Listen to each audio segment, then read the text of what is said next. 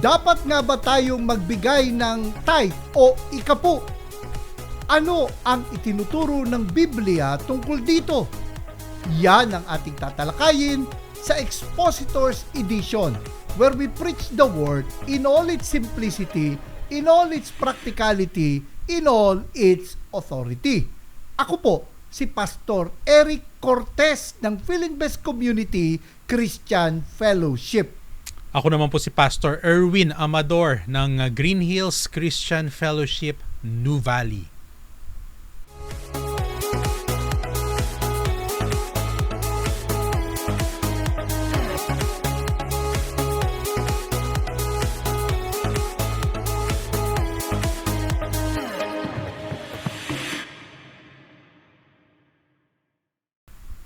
Pastor Erwin, meron akong nakitang viral na video sa Facebook kung saan ay nagtuturo ang isang pastor tungkol sa pagbibigay ng ikapu at ang consequences kapag tayo ay hindi nagbigay. And to respect the privacy ng pastor ay intentionally binlur natin o nilabuan natin yung video sapagkat hindi naman natin nais na mabash yung pastor. Ang gusto lang nating talakayin ay yung nilalaman ng kanyang ipinahayag tungkol sa pagbibigay ng ikapu. Panoorin po natin ito. Pagdating sa pagbibigay, baka may natanggap kayo, hindi kayo nag-tithes. Mauubos na yung blessing. Sino sa inyo ang mga nagbenta ng bahay at hindi nag-tithes? Nasa pangalan kayo. Sino sa inyo ang nagtrabaho at may sinahod? May tinanggap dahil sa inyong pagtatrabaho. Tithes na ba kayo o nagbigay? Hindi kailangan ng Diyos ng bigay. Ang kailangan ng Diyos, tithes. Pag hindi mo ginawa ang bagay na yan,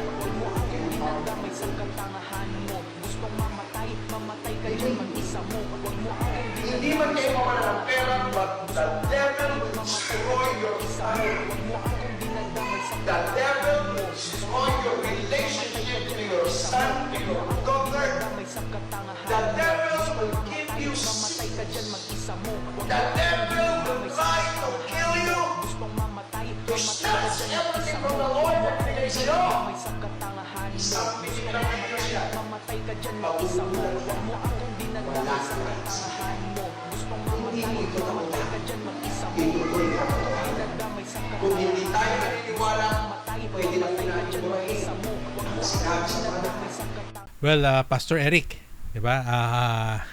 Ano nga ba ang aking masasabi, 'di ba, doon sa lesson, 'di ba? Doon tayo sa teaching, mag-focus nitong pastor na ito na ating napanood, napakinggan. Para sa akin ay ang dating lang naman ay parang pananakot, 'di ba? Para kapag hindi ka nagbigay ay may mga sumpa kang tatanggapin. Kasi ako naniniwala na dapat we encourage people to give. Tama 'yon, 'di ba? We encourage, we exhort, especially the believers, 'di ba, to give unto the Lord. Pero hindi rin naman dapat din to the point na takutin natin para magbigay ang siyempre sa atin, sa ating iglesia, 'di ba? Hindi naman yata sa akin, para sa akin ay hindi tama, 'di ba, na gamiting pananakot lalong-lalo na or salita ng Diyos, kasi yan yung tinatawag nating parang we are weaponizing, 'di ba, yung God's word. Ginagawang sandata o pamukpok sa ulo, pambambo sa ulo ang salita ng Diyos. But in fairness doon sa pastor, na again, we respect his privacy, and so binlur natin yung video sapagkat ayaw naman natin na nambabash dito sa Expositors Edition. Ang gusto lang natin talakayin yung content o nilalaban na kanyang pagpapahayag. In fairness kay pastor, ay nandito kasi sa Malakay, ganito nakasulat. Sabi sa Malakay chapter 3 verse 8, "Will man rob God? Yet you are robbing me. But you say, how have we robbed you? In your tithes and contributions. You are cursed with a curse, for you are robbing me, the whole nation of you. Bring the full tithe into the storehouse, that there may be food in my house, and thereby put me to the test, says the Lord of hosts, if I will not open the windows of heaven for you and pour down for you a blessing until there is no more need. I will rebuke the devourer for you, so that it will not destroy the fruits of your soil, and your vine in the field shall not fail to bear, says the Lord of hosts. So lumalabas, based dito sa Malakay, ay kumbaga naghihirap sila. Yung mga ani nila ay kinakain malamang ng mga peste o maring balang ito, locust. At sinasabi nga na yung kanilang mga vineyard ay hindi namumunga at dahil doon sa hindi nila pagbibigay ng ikapo. So, yun yung malamang pinanggalingan ng pastor. Ano bang masasabi mo, pastor? Ito bang Malakay chapter 3, particularly yung mula verse 8 hanggang verse 10 o 11 ay applicable sa ating mga mananampalataya sa panahon ngayon? Ganito yon, Pastor Eric, 'di ba? Para maunawaan natin. Siyempre, definitely may application palagi. Kahit ba Old Testament 'yan may application para sa atin, 'di ba? Kung yun lang ang tanong, 'di ba? Meron. Dahil kung sabihin natin wala, edi wag na natin basahin ang Old Testament. So, may application na tayong mapupulot dyan. But we need to understand first, unang-una, nabanggit mo nga, sabi nga, in your tithes and contribution, or yung contribution, tinignan ko kasi, ito ay sacred offering, di ba? Kaya sa ibang translation, tithes and offering ang nakasulat. Yung offering muna dito, dapat muna nating unawain. Hindi ito yung paano natin naiintindihan ngayon yung salitang offering sa panahon natin. 'Di ba? Na on top of your tithe, yan ang usual na sinasabi. Ang offering dito, sa aking pagkakaunawa, nung aking pinag-aralan din naman, napaka-importante niyan. Yan yung mga sin offering, peace offering, 'di ba, na kailangan nilang gawin noong araw dahil para alam natin na yun ang means, 'di ba? Para sa kapatawaran ng sa kanilang mga kasalanan. So hindi yan parang optional lang, 'di ba, sa kanila yang offering. Napakahalaga ngayon 'yan. Ngayon, ito muna, 'di ba? Nais nating maunawaan paano dito dumating do sa Malakay chapter 1, Pastor Eric. I think more than yung pagbibigay ng tithe, 'di ba? Yung act itself ng pagbibigay, yan nagsisimula sa what is really inside their hearts 'Di ba? Do sa Malakay chapter 1, sinasaway na sila ng ating Panginoon, na mukhang may problema talaga na nangyayari noon sa nation ng Israel. Itong mga tinatawag nga yung mga bumalik na ito 'di ba? Nakabalik na sila from exile. Parang hindi nila natutunan yung mga dapat nilang matutunan. 'Di ba? Parang binabastos nila o nilalapastangan nila ang pag-aalay sa Diyos. Ang tinutukoy mo, Pastor Erwin, ay yung sa Malakay chapter 1. Ang sabi dito, verse 6, start tayo sa verse 6. Ayan. A son honors his father, and a servant his master. If then I am a father, where is my honor? And if I am a master, where is my fear? Says the Lord of hosts to you, O priest, who despise my name. But you say, how have we despised your name? By offering polluted food upon my altar. But you say, how have we polluted you? By saying that the Lord's table may be despised. When you offer blind animals in sacrifice, is that not evil? And when you offer those that are lame or sick, is that not evil? Present that to your governor.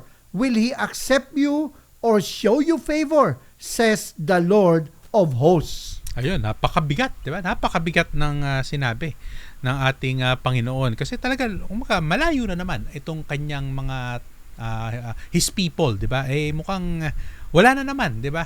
Wala sa tamang hulog. Di parang, kaya nga sabi nga ni Yahweh, di ba? Subukan nyo. Yang ibinibigay nyo sa akin, subukan nyo ibigay yan sa inyong mga governor. Binibigay sa Lord, yung diba? Tira-tira. Yes, di ba? So, at I think it reflects yung character nila kung ano yung nasa puso nila. So more than dun sa act muna, 'di ba? Yung sila mismo na nag-o-offer, wala na. 'Di ba? Talagang malayo sila sa Panginoon.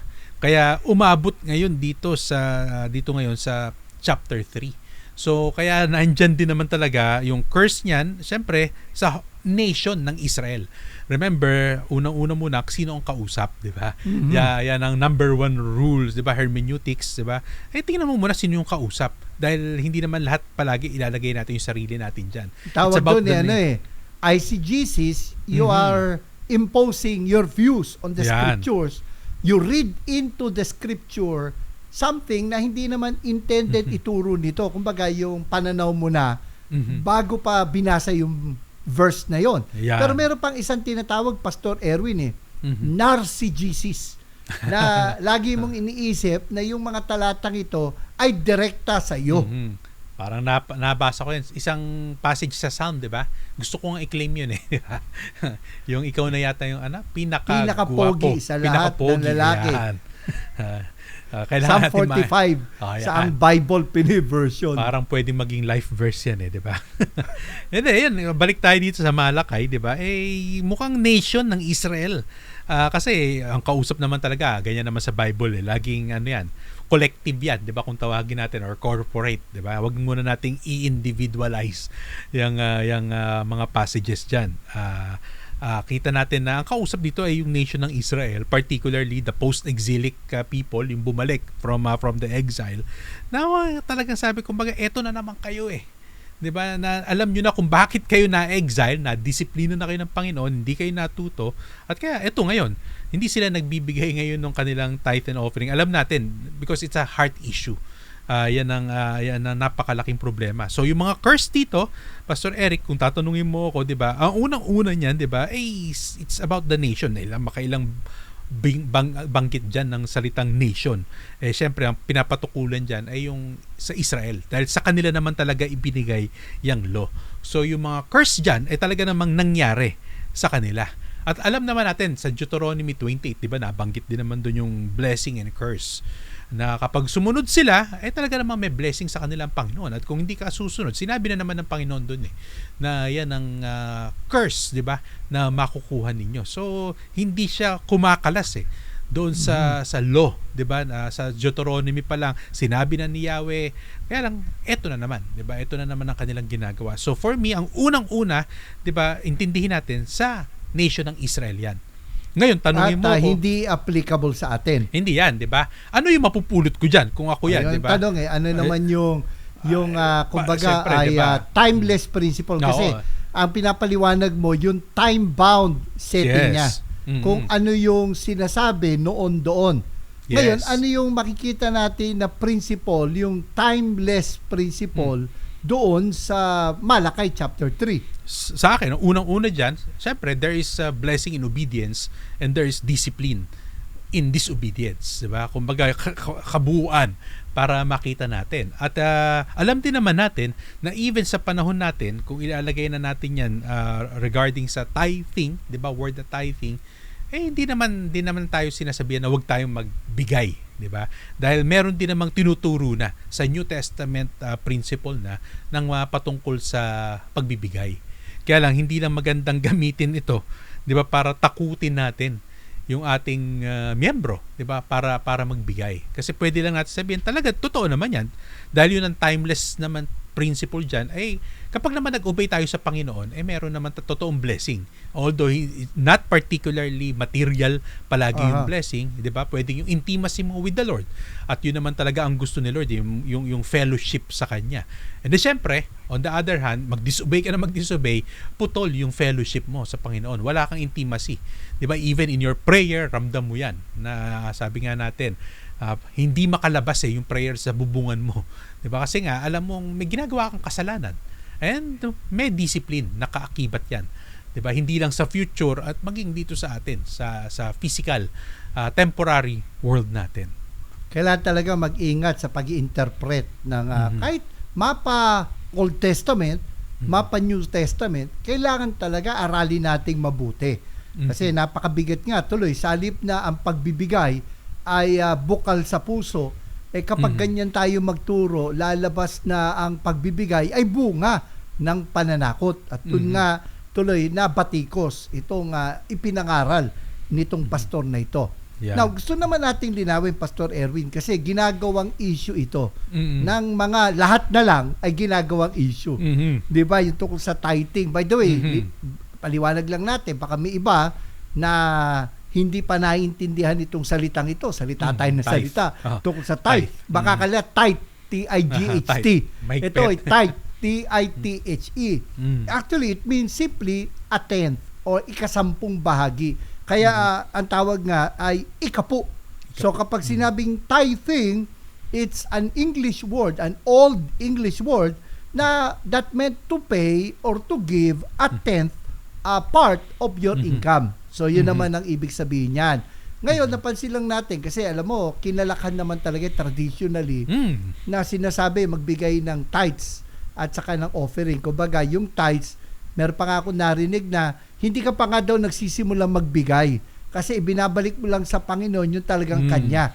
At ang sinasabi nila, yung offering naman, over and above doon sa tithe. Ngayon, ang naintindihan natin kung may magdi-disagree. To a certain degree, Pastor Erwin, at the onset, masasabi natin na gusto nating ipaliwanag mabuti yung ano nga ba ang tinuturo ng Biblia tungkol sa mga bagay nito. At gusto ko rin sabihin, for transparency, Pastor Erwin, bagamat marinig ninyo ang stand namin tungkol sa issue na to, personally, nagbibigay ako ng ikapuko. Kumbaga, hindi na ako mamumblema sa pagko-compute, magkano bibigay ko. Kumbaga, para sa akin, at hindi naman ho yun na masasabing maliit lang. Parang kumbaga, guide, ay diba? mabigat Magandang, din naman yung 10%, no? It's a guide sa ating pagbibigay. So, yun lang gusto ko sabihin sa ating mga taga-subaybay. Bagamat lilinawin natin, ano nga ba tinuturo ng Biblia tungkol sa bagay na ito. Ikaw ba, Pastor Erwin, initially, ano ba ang yung practice pagdating sa pagbibigay? Well, as a guide, 'di ba, maganda yung 10%, pero ngayon kasi hindi na ako ng 10%. Kaya pag may nakuha ko, portion na 'di ba? Kumbaga hindi ko na para isipin pa na ano ang 10% nito, 'di ba? Kumbaga binubuo ko na kesa yung putal-butal pa yung ibibigay ko. Nira-round off mo, pero malapit yan sa 10. Malapit sa 10, di ba? And sometimes, kumbaga, sabi nga natin, minsan may binibigay ka pa sa church na lampas ng 10 kasi alam mong, ako, di ba, hindi ko pinagmamalaki, di ba? Baka mawalan, mawalan tayo ng reward. Dahil tinanong mo ko di ba? So, syempre, sagot lang. Minsan, may kailangan ng church, di ba, na bibiling ko na. Pero hindi ko na kailangan pang ang tawag natin doon i-reimburse, 'di ba? May iba tina-charge sa tithe nila eh. Kumbaga hindi ko na rin i-reimburse sa akin, 'di ba? Parang bigay ko na rin, included na 'yon, kasama rin doon sa monetary, 'di ba, na ibabalik mo sa Panginoon.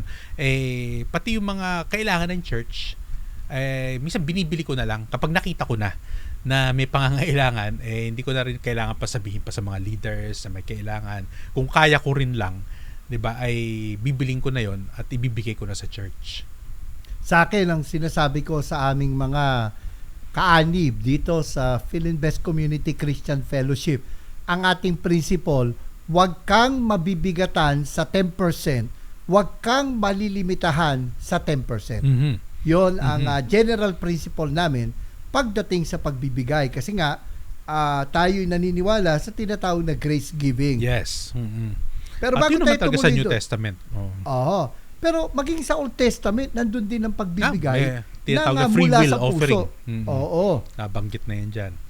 Pero May siguro gusto ko lang sabihin, Pastor Eric, kasi alam ko na sa iba, ay talaga matinding issue yan. Kumbaga napakalaking issue na para bang mawawala ang kaligtasan mo either kung magbibigay ka o hindi ka dapat magbigay. That's diba? one extreme. O yun yung mga extremes eh. Di ba kailangan lang natin linawin na even mga, sabi nga, ito, naririnig ko sa ito, godly competent scholars, di ba? Hati naman talaga dyan sa mga issue na yan. Na merong mga naniniwala, di ba, na scholars na tithing, ang principle na ginagamit nila, meron din naman yung nabanggit mo kanina na grace giving.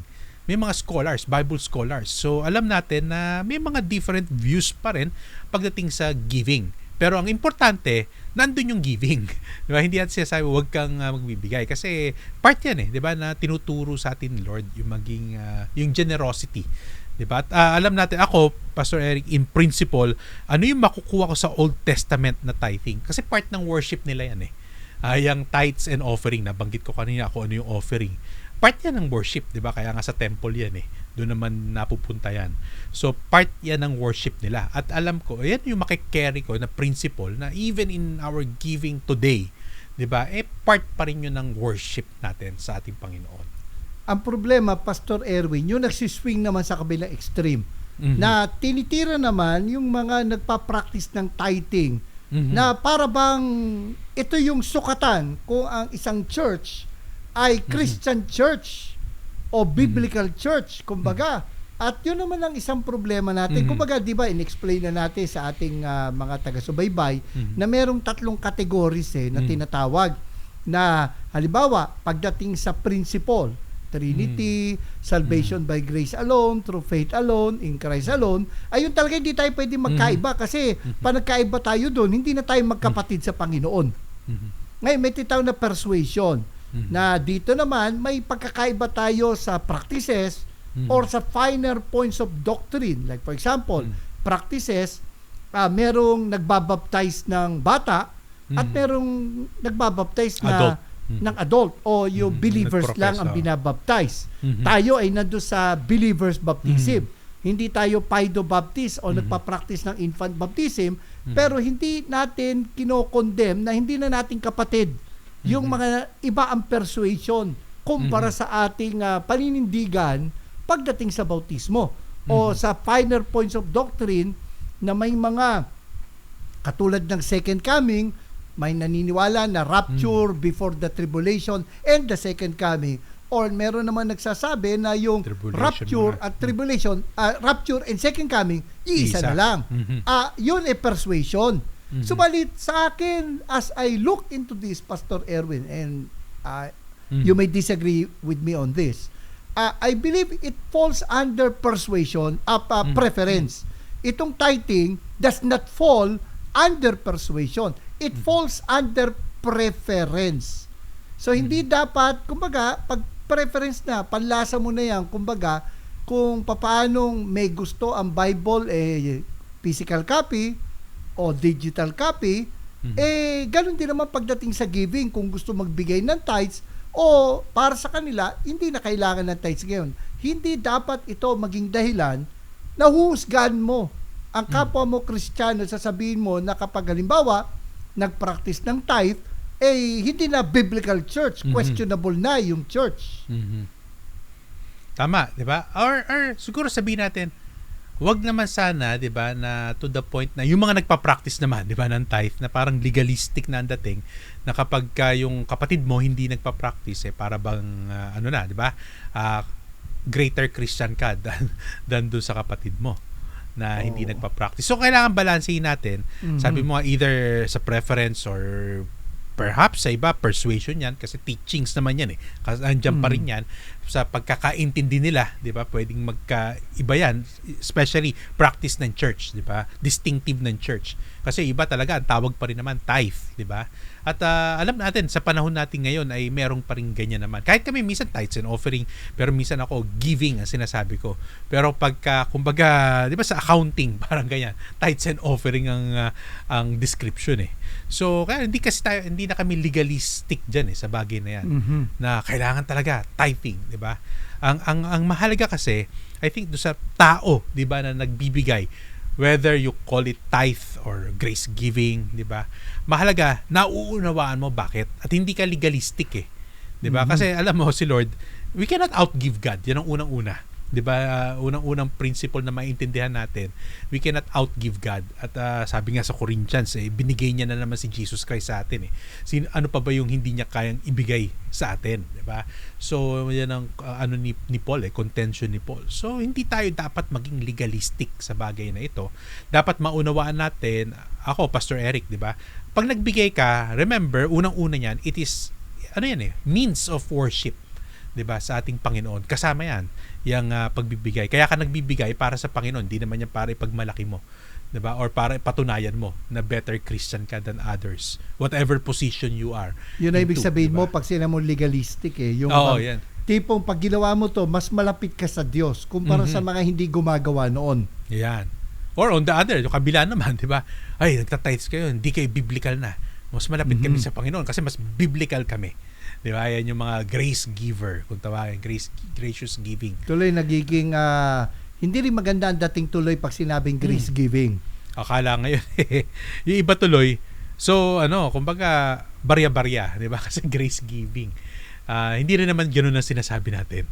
'Di ba? Kasi nga ang ganda ng sa New Testament, maganda yung pagkakalatag ni Paul nung binanggit niya yung word na grace giving. Oo. Well, ang natin, Pastor Erwin, gusto lang natin din mag-disagree sa nagsasabi na kapag ikaw nagbigay ng tithes, hindi ka pa talaga daw nagbibigay kasi sa Panginoon yon. At yung offering over and above doon sa ating tithes. Actually, lahat 'to sa Panginoon. Kasi lahat. Sinabi sa Haggai, di ba? Na all the gold, all the silver belong lahat. To the Lord. Kahit naman yung 90% na natira, kung ikaw ay nagbibigay na ikapo, sa Panginoon din. At hindi yung offering mo sa Panginoon din 'yun. Wala hong ito hindi sa Panginoon to. 'Yun naman ang gusto natin i-correct na misconception. Ngayon, not necessarily naman na pag tinawag mong tithes sinusunod mo na hanggang 10% lang. Again, wag mabibigatan sa 10%, 'di ba? Wag malilimitahan sa 10%. Dito sa aklat ni Dr. John MacArthur, ayan. Whose money is it anyway? Yan. Ang sabi niya rito, binigyan niya yung concept nung mga tao nung unang panahon, at siyempre ito yung mundo na ginagalawan ni na Abraham, ni na Jacob, di ba? Tungkol dyan. Sabi nga, the concept of the tithe, sabi rito ni John MacArthur, was not distinctive to the Bible or those who believe in the true God. Historically, the idea of giving a tenth to a deity or a god was a common pagan custom. For nearly all ancient cultures, the number 10 was the symbol of completeness. Typically, when pagan worshippers wanted to give an offering to their deity, they would give a tenth because that symbolized their giving of everything. Their surrendering of all they had to the God. And so a tenth was a common proportion in many kinds of sacred offerings, and such giving was practiced long before the days of the Hebrew patriarchs. So hindi naman ang concept nung panahon na yon ng mga katulad ng mga nabuhay sa ancient Near East na tinatawag na ginawa rin ni na Abraham. Kumbaga, ginagawa na nila noon yan. Hindi lang yan yung kumbaga in-institute ni Moses, 'di ba? Parang ganon. Sa ancient Near East, nandiyan na yung concept ng pagbibigay. Nung at pagbibigay, diba? Na yun representative ng lahat ng pag-aari ay pag kinikilala mo na sa Diyos galing. 'Di ba? Kumbaga, again, ang sabi nga it symbolized their giving of everything. 'Di ba? Surrendering of all they had to their God.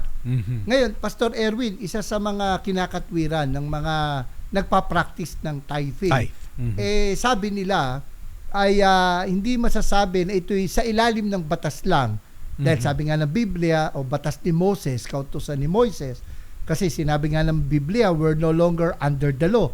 Ang katwiran nila for perpetuating this ay ito daw ay ginawa ni na Abraham, 'di ba? Before the time of Moses. Ano masasabi mo doon, Pastor Erwin? Well, 'di ba, kagaya nung na-explain mo, kasi ancient Near East, doon po nabubuhay yan sila Abraham. Ginagawa nila yan, ang context nila nga, kasi nga yung parang pag nag-offer ka sa isang God, 'di ba? Ibinibigay mo lahat Kinikilala mo, 'di ba, yung sino yung Diyos na pinagbibigyan mo, 'di ba? So I believe yan din naman yung na-concept ni Abraham, 'di ba? Na lalo na kung nagbibigay na siya ngayon kay Yahweh na, 'di ba? Lalo na nung tinawag na siya. Ang concept niya hindi siya doon nakatingin sa tithe, 'di ba, na tenth, 'di ba? Kasi nung araw hindi naman talaga binibilang hindi kagaya natin. Remember pagdating nga ni Moses na rin, goods, 'di ba? Ang binibigay nila. In kind. In kind yan, 'di ba? So paano hindi naman nila paano nila bibilangin yan, 'di ba, yung in kind. So alam ni Abraham na yung concept na ito ay nagbibigay siya dahil kinikilala niya yung Diyos na kanyang pinaglilingkuran. And besides, alam ko, Pastor Eric, ginagamit talaga yan dahil sabihin, nasa New Testament yan dahil kinote yan ng author ng Hebrews, si yung Abraham. Yung pagbibigay, yung story kay Melchizedek. At saka, Pastor Erwin, doon unang lumabas ang salitang tithe. No, the Hebrew word for tithe, doon sa Genesis 14. Na ang sabi rito sa verse 17, basahin ko, Pastor Erwin. And after his return from the defeat of Chedorlaomer and the kings who were with him, the king of Sodom went out to meet him at the valley of Shaveh, that is the king's valley. And Melchizedek, king of Salem, brought out bread and wine. Now he was priest of God Most High. He blessed him and said, Blessed be Abram of God Most High, possessor of heaven and earth, and blessed be God Most High, who has delivered your enemies into your hand. He gave him, Abraham gave Melchizedek a tenth of all. So, yun ang kanilang sinasabi. Kumbaga, kinikilala niya kasi si Melchizedek. Diba? Ni Abraham. Yan yung context niya. Yan yung kinote naman nung sa author ng Hebrews. Pero ang context, di ba, ng author ng Hebrews ay hindi patungkol sa pagbibigay. Hindi yun ang hindi yun ang kumbaga yung idea, 'di ba? Big idea doon sa sinabi ng author ng Hebrews. Kung hindi, ipinapakilala si Jesus Christ, yung kumbaga yung order ng priesthood ng ating Panginoong Jesus is in the order of Melchizedek and that not in priesthood is superior than superior Aaron. Kay Aaron. Hindi siya galing kay Aaron yung pagiging priest, great high priest ng ating Panginoon, kung hindi doon kay Melchizedek. Yun ang ipinapakita ng author ng Hebrews, at hindi yung tithing per se, hindi yun ang subject matter, ika nga, 'di ba? Ang pinag-uusapan doon ay yung pagiging priest or great high priest ng ating Panginoon, lalo na sa book of Hebrews. Alam natin na yan ang pine-present ng author. Now, gusto nating linawin na yung binigay ni Abraham, ang sabi nga ay a tenth of what he got in battle. The spoils of war na tinatawag. At hindi ito comparable sa regular na ginagawa kahit natin na pagbibigay ng ikapu. Kaya nga, again, let me quote si MacArthur, ang sabi niya, and so Abraham's tithe was a free, voluntary, one-time action totally motivated by his heart, not by divine command. So, kumbaga, yun lang, again, pag nabigyan ka ng tithe, hindi ibig sabihin no na hindi grace giving yung ginagawa mo. Kasi naman ang concept ng grace giving, di ba? It was voluntary on their part. Yes. So kahit pagbibigay ng tithe voluntary, hindi rin ma-accuse na yung mga nagpa-practice ng tithing required o ni-require, pinorse. Kasi pwede rin namang from their heart yun, di ba? Hindi mo naman mako-question yun. Pag sinabi nila na, dito ako nagsisimula ayoko nang malito pa. 'Di ba? So in portion talagang inaayos niya yung 10%. Binibigay niya rin naman, lalo na kung binibigay niya from his heart. Actually, tithing, grace giving, whatever you call it, 'di ba? Ang mahalaga, ibigay mo 'yan sa Panginoon or part of your worship sa ating Panginoon. At Pastor Erwin, pagdating naman sa panahon ni Moises, kung titingnan natin, merong at least tatlo na tithe na binibigay ang mga Hudyo. Yung tinatawag na Levites tithe. At yun nga ay kasi kaya tayo nagbibigay ay hindi lang to help the needy kundi to honor the worker. Sabi yun sa 1 Timothy 5:17 na let the elders who rule well be counted worthy of double honor, especially those who labor in preaching and teaching. At ang binanggit nga doon ni Paul sa 1 Timothy 5:18 ay the worker deserves his wages. Yeah. So we help the needy and we honor the worker. At itong mga Hudyo, binibigay Levites nila yung Levites tithe. At pagkatapos, meron silang tinatawag na festival tithe. Yes. No, yun ay sa kanilang mga panambahang ginagawa sa templo. So another 10%. Pagkatapos, every 3 years, welfare. Once every 3 years, yung welfare tithe o yung poor man's tithe. So lalabas mga 23% more or less. Ang ibinibigay nila kung magko-compute tayo. So, kumbaga, ay yun namang ipipilit mo yung issue ng tithe na 10%, baka kulang din, Hindi pa rin. di ba? Kasi 23, kung yun ang pagbabatayan mo ng pagbibigay ng tithe, kung yun ang Yes. concept mo. Pero doon din natin makikita na ang mga Hudyo, they give more than what is required. Kasi Pastor Erwin, pa nag-ani sila, hindi nila sinasagad yung inaanihan nilang bukid. Pag naggapa sila o kumuha sila ng halimbawa, nag-ani sila ng mga ubas, hindi nila sinasagad. At pag may nalaglag sa ginapas, ay hindi na nila dadamputin kasi meron silang, kumbaga, ay pagtulong sa mga balo at mga ulila. At marami pang iba't ibang mga offering na mababasa natin sa kautusan ni Moises na sa akin, ang principle, Pastor Erwin, it's not about required giving, kumbaga, it's not also about prosperity gospel na tinalakay natin noong nakaraan, kundi it's about generosity. Ang principle na nakikita doon na ang mga mananampalataya ay bukas ang palad sa pagtulong to help the needy and to honor the work and the workers of the Lord. Yun yung Kasi pinaka-point. Makikita natin bakit kaya, lalo na panahon na ni Moses, bakit na-institute yan Kasi doon natin makikita yung theology na God is a caring God. Diba? Na kumbaga in his economy, kaya nga ayaw niya naman na may magutom, lalo na yung mga Levites, diba? Sabi mo nga, sila yung worker ng temple Wala silang mana, diba? Wala silang inheritance. So, wala silang sasakahan, di ba? So, wala silang lupa. So, kailangan talaga nila, syempre, kailangan din naman mabuhay. Kailangan din naman kumain ng mga yon, di ba? So, kaya meron yan. And then, lalo na yung welfare tithes, makikita natin, bakit meron ganon? Kasi nga, para yun sa mga poor, di ba? Na nakapaligid sa community nila. So, makikita natin how caring God is talaga sa mga tao, di ba? Sa kanyang tao, di ba? Nakikita natin na talagang nandun yung pag-aaruga ng ating Panginoon. Kaya may purpose yan yung tithe, 'di ba? Hindi lang naman para yumaman ka, parang ganun.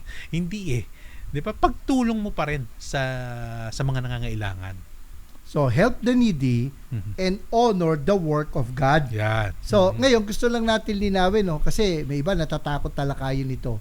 Kasi either yung pastor baka kusahang nagpaparinig, 'di ba? O naghahabol lang na yumaman, nakalulungkot nga lang. Meron talaga. Meron. Tulad ng mga nagtuturo ng prosperity gospel. Now, we have to remember this na we are not in the ministry for money.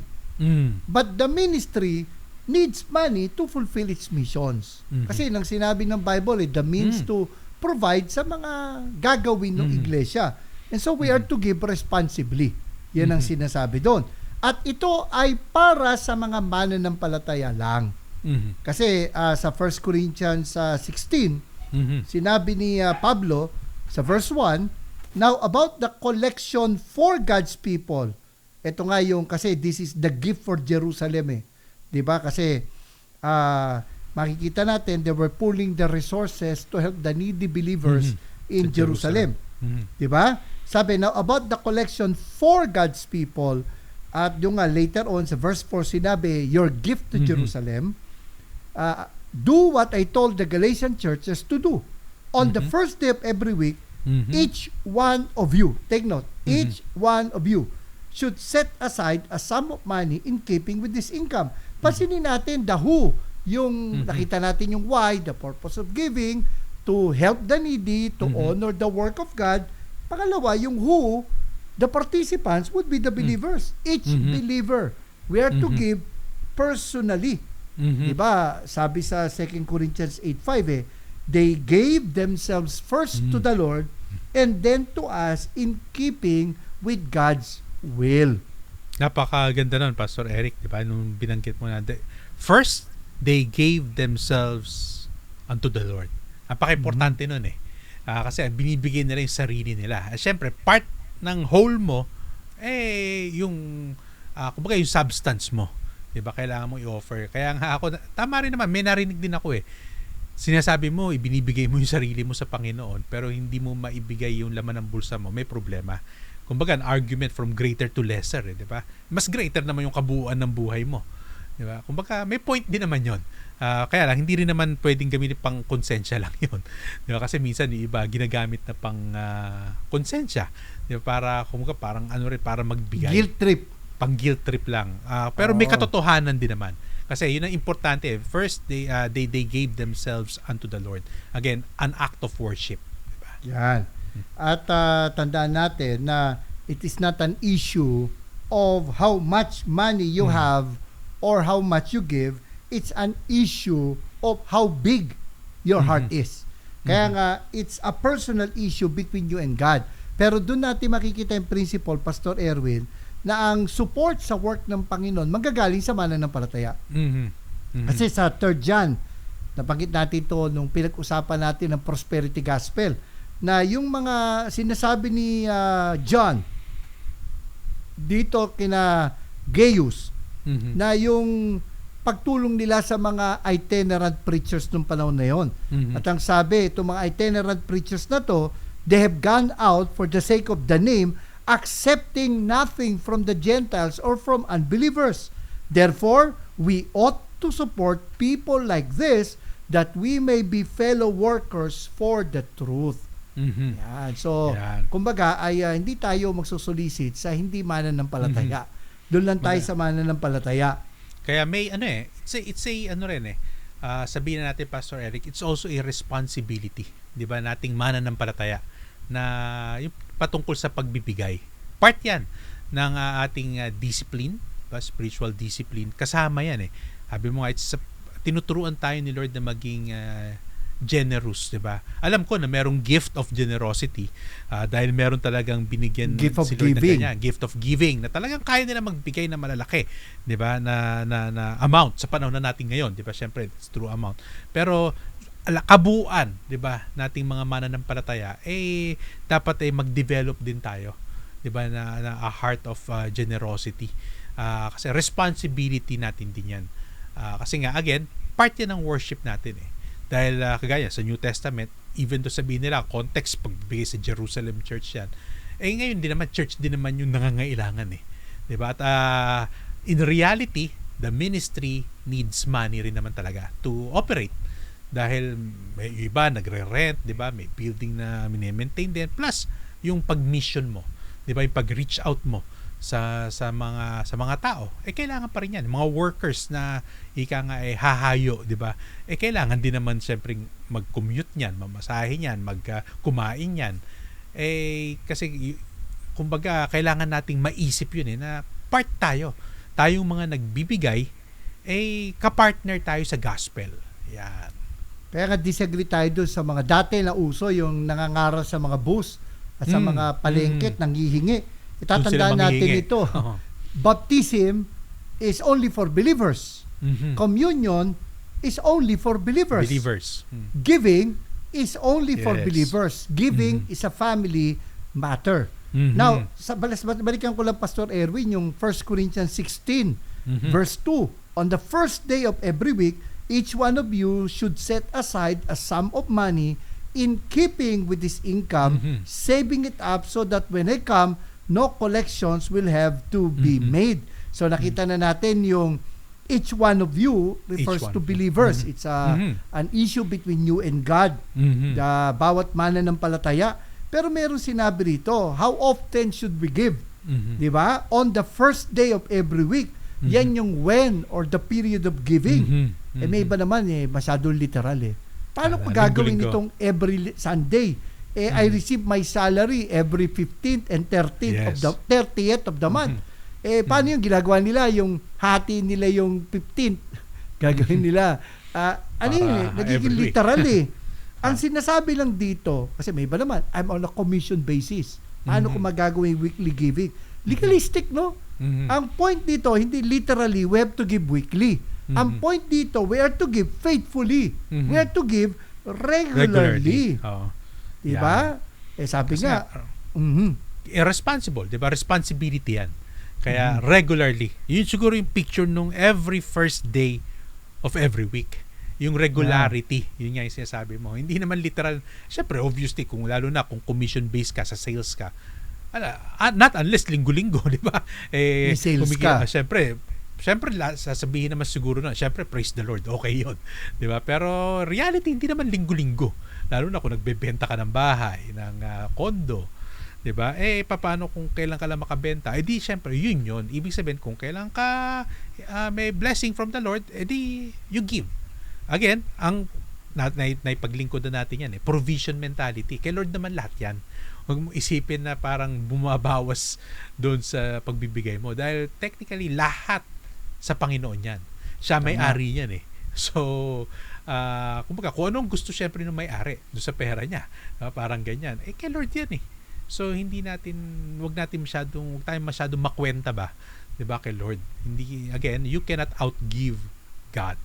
Kaya nga pinagsabihan ng Lord sa mga Pharisees No, sabi nagbibigay sila ng ikapo ng mga walang kwentang gulayin. Yun ang sabi sa isang translation sa Tagalog. At ang ginagawa nila, actually nung inaral ko doon sa pinagsabihan ng Panginoon yung mga Pharisees, kung tutusin, yung dapat lang na ibigay na tithe, grain, wine, and oil lang. Pero sila, pati yung mga gulayin, yung halimbawa, yung ilang butil ng paminta, binibilang pa nila isa-isa. Di ba? Parang ikaw, katulad mo, nila-round up mo. Sila hindi, kailangan sakto. Napaka-legalistic, no? Pero, again, kailangan nandun yung biyaya Hindi naman nga, issue nga ng grace ito Di ba? Huwag kang mabibigatan sa 10%, huwag kang malilimitahan sa 10%. Hindi naman naglalabas ng calculator ang Diyos. Di ba? At ang lang dito, we have to be systematic. Kasi sabi, each one of you should set aside a sum of money. Ito yung how Ito yung procedure of giving We are to give systematically. Ibig sabihin, pastor, hindi kung kailan dumadaan yung basket sa'yo, saka ka lang nag-iisip. Magkano ibibigay ko? Di ba? Dapat naka-budget na yan. Kasi pag hindi mo binudget yan, makakalimutan yan o mawawaglit yan. Hindi. Pero di ka nagsasacrifice sa mga leisure o sa mga non-essentials of life. Di ba? We are to give ng, sabi nga, ay systematically. Kaya nga, again, we find tithing a very practical way to compute yung ating binibigay. Yan lalaging pagtatalo. How much should I give? Meron lalo na, iba, pag Pastor Eric, sa kuyari, bagong mananampalataya, syempre tinuruan mo mag-give. Magtatanong at magtatanong So, paano ako magsisimula? 'Di ba? Kaya ako, you give 10%, doon ka magsimula, 'di ba? Kasi syempre, kung tanungin ka, pastor, ang hirap 'di ba? Gross o net? Ayan ang mga, kung saan ka na lang, kung saan yung maluwag sa loob mo. Ako ganun Kasi ako sinasabi ko rin to, Pastor Eric, for practical reason, 'di ba? Kasi minsan, papaano kung kaya pambayad ng kuryente, di ba? Kapag nandyan na babawasan mo pa ba yan? Mapuputulang ka Sabi ko, sige, bayad mo muna ng kuryente. Alam mo, hindi naman mababawasan yung pagmamahal ni Lord sa iyo Na kung ngayon, di ba, pumalya ka, ibig sabihin na parang wala na. Kumbaga, tapos na ang lahat. Hindi naman ganun si Lord Ay, next time, di ba? Kumbaga, pero wag mong gawin namang regular na ganun. Pero kasi hindi tayo legalistic. Kumbaga, if you fail to plan, you plan to fail. So, maganda, naka-budget na yan. Para, actually, ang isang natutunan ko sa giving, whether tithing, o yung grace giving, o proportional giving, ang benefit nito, natututo kang mag-handle na mabuti ng iyong finances. Saka ang sabi rito, ito sa 1 Corinthians 16:2, each one of you should set aside a sum of money in keeping with his income. Or sa ibang translation, as he may prosper. Maganda yung sa New English Translation, Pastor Erwin. To the extent that God has blessed you. Kung paano bine-bless. Kaya diyan lumabas yun yung ating principle di ba, na the Lord is blessing you in order for you to be a blessing. Kumbaga, as the Lord has blessed you, then be a blessing. Diba? Whether sa church mo or even sa ibang tao, diba? Hindi naman din natatali lang yan dahil pantulong din naman yan. Kaya yung iba, maganda yung mga ibang financial guru, diba, na nagtuturo na meron, bukod sa pangbigay sa church, nagsiset aside din sila na yung pantulong para nga naman pag may nangungutang, hindi na utang, ibigay mo na lang para kung hindi maibalik, magaan sa'yo. Diba? Kasi maganda rin yun yan daw ang nagdudulot ng amnesia. Yung utang. Yung kaibigan natin na si Chinkitan. Diba? Sa kanya ko narinig yan. May sobre na siya Tapos, meron doon na sabi niya, hindi na siya nagpapautang. Halimbawa, may nangungutang sa kanya ng 10,000, bibigyan niya ng 1,000. Tapos sabihin niya, ito, hindi utang to, bigay ko na sa'yo. Malinis na yan. Ayaw din niya kasing nagpapautang talaga. At ang point lang naman doon is, help the needy, honor the work. Huwag ka mabibigatan sa 10%, huwag ka malilimitahan sa 10%. At saka, ang turo ng Bible talaga, generosity. If God is generous, we must also be generous. We are to give abundantly. Kasi ang sabi sa The Message do sa 1 Corinthians 16:2, be as generous as you can. Generous giving should be the trademark of our lives. Yun naman ang ating sinasabi. Kasi nakaano rin yan siguro I think pwede nating cross-reference ay yung 2 Corinthians 9:8 about, di ba, yung being a blessing. Kasi sabi niya, God is able to make all grace abound to you. Pero may purpose yun, Pastor. Hindi naman hindi titigil sa'yo yun. Sabi kasi, so that, ayun yung purpose statement, so that having all sufficiency in all things at all times, you may abound in every good work. So talaga naman ibe-bless ka ni Lord, pero may purpose yun. Hindi lang naman para sa'yo lang yun. But it's for you to be a blessing. Diba? Siyempre sa iglesia mo at maging sa ibang tao rin. It's an expression of grace. Diba? Actually, meron akong ginawang search Yung word na grace, it appeared 18 times sa 2 Corinthians.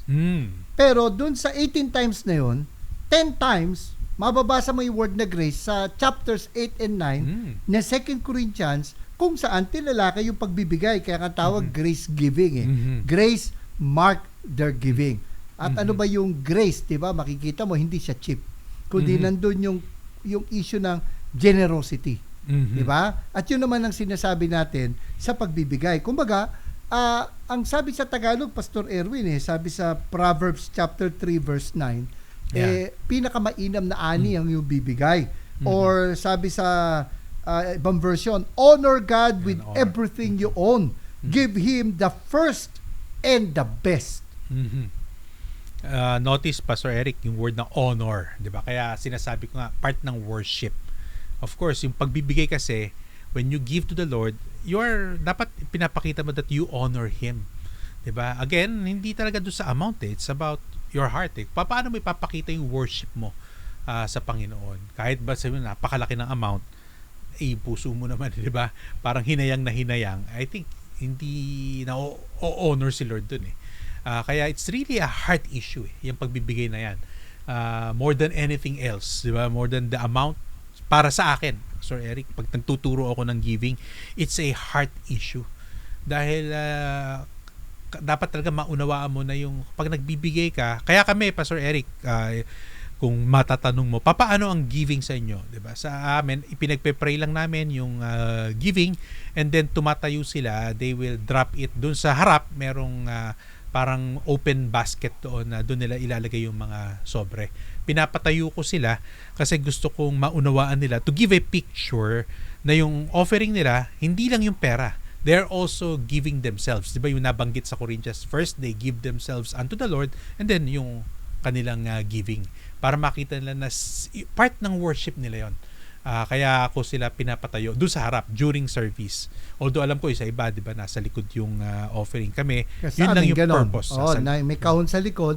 You can give it before the service, after the service, or you could send it via online banking. Kami, may gimigyan ko lang sila ng ano ba tawag dyan? Parang pedagogy o pedagogy, di ba, yung sa iba na parang lang, makita nila talaga yung lesson. Di ba? Kaya may action, kumbaga. Kaya pinapatayo ko sila, i-drop nila, di ba, doon sa actually ayoko na rin naman una, di ba, yung pass the basket. Ay ko minsan na parang napipilitan yung tao yata Yun yung kinukwento ko kanina. Baka pag naandyan na napapabigay di ba? At least kusa to. Tatayo ka talaga na pag-isipan mo. Ibig sabihin kasi pag-isipan mo sa bahay pa lang. So ready ka. Kasi hindi naman pinapasa yung basket. Tatayo ka para ibigay mo yung offering mo. So sumatotal, Pastor Erwin, are we to give our tithes? Sa akin, yes, di ba? Dapat pa rin tayo magbigay, di ba? Whatever, di ba? Yung paano ngayon yung context mo ng tithes, di ba? Whether it's grace giving or tithe, di ba? 10%. Para sa akin, pag sinamarize ko yan, dapat tayong magbigay pa rin. It's our responsibility. 'Di ba? Pero hindi to the point na takutin kita na kapag hindi ka nagbigay ng tithe mo, susumpahin ka ng Panginoon. Remember, it's a responsibility. It is an act of worship. At paulit-ulit kong sinasabi, huwag tayong mabibigatan sa 10%, huwag tayong malilimitahan ng 10% because grace, generosity should mark our giving. Marami pong salamat sa inyong pagsubaybay sa isa na naman pong mayamang talakayan dito po sa Expositors Edition. Huwag niyo pong kalilimutang mag-subscribe sa amin pong channel, YouTube channel, at hit po yung notification bell para wala po kayong ma-miss na episode. Paki-like na rin po at paki-share ang aming video. Kami rin po ay maaari niyong i-follow sa Facebook at sa Spotify. Ang Expositors Edition ay mapapakinggan din po dyan sa Bicol Region sa pamamagitan ng Care 104.3 The Way FM at maging sa Mindanao Region po, dyan po sa 1116 DXAS Your Community Radio sa Zamboanga, Basilan, Sulu at Tawi-Tawi. Ako po, si Pastor Eric Cortez na nagpapaalala, ang katotohanang nagpapalaya, katotohanang isinasagawa. Ako naman po si Pastor Erwin Amador na nagsasabi po sa inyong be intentional in studying the Word of God, then be intimate with the God of the Word.